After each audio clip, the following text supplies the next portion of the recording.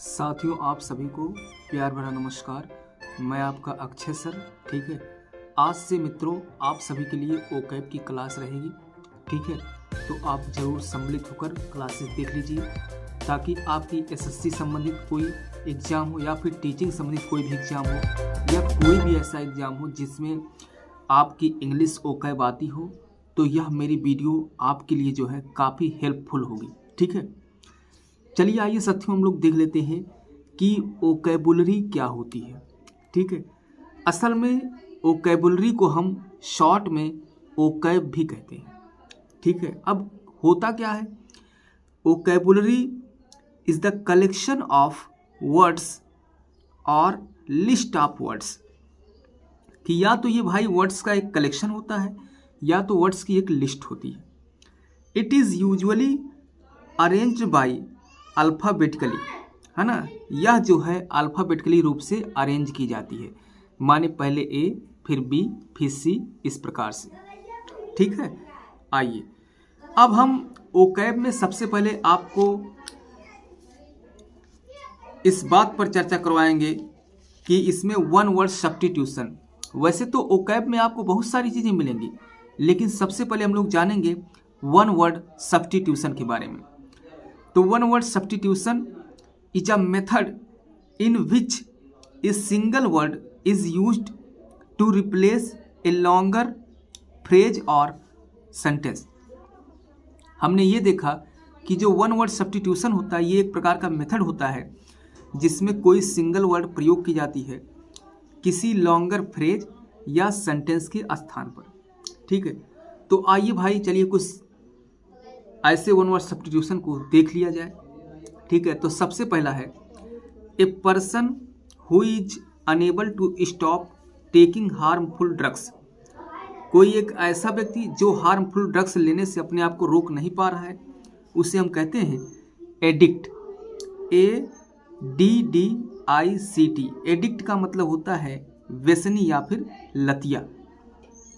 ठीक है, आइए a person skilful and clever especially in dealing with people.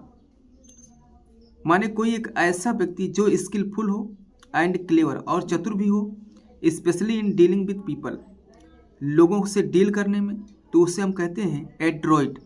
ADROIT। Android का मतलब होता है दक्ष या फिर चतुर। ठीक है, अगला a person angry and behaving in a threatening way ready to attack.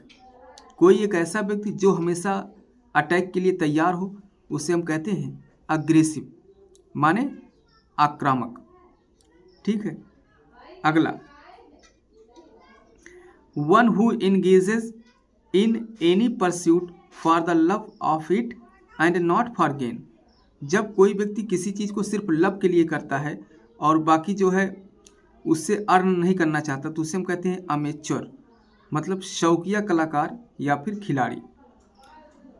One who can use both hands with equal ease.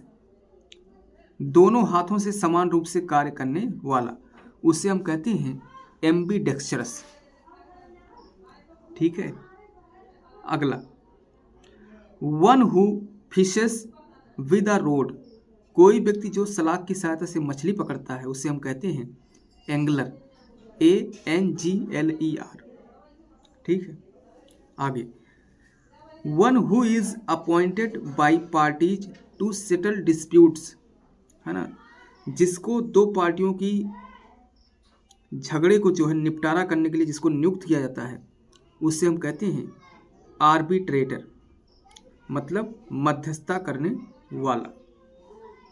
ठीक है, a person who creates works of art specially paintings और ड्राइंग्स। तो ऐसे व्यक्ति को हम कहते हैं कलाकार, आर्टिस्ट।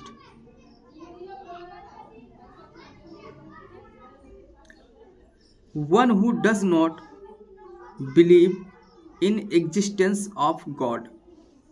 कोई एक ऐसा व्यक्ति जो ईश्वर की एग्जिस्टेंस में विश्वास ही न रखता हो, उसे हम कहते हैं एथीस्ट, है ना। एथिस्ट का मतलब होता है नास्तिक, लेकिन अगर हम लोग थीस्ट की बात कर लें तो इसका मतलब हो जाता है आस्तिक।